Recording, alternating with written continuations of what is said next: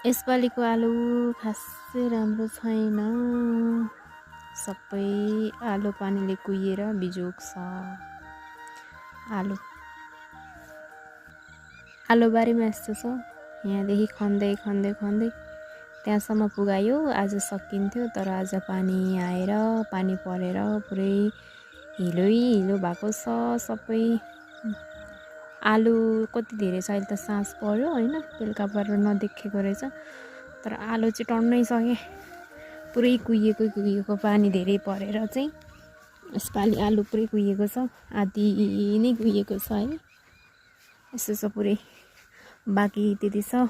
भोलि सकिन्छ होला, भोलि सकाउने हो। पानी पऱ्यो नि, पानी यसरी काटेर चाहिँ यो कुलामा पठाइरहेको छ। यसरी पानी परिरहेछ पुरै।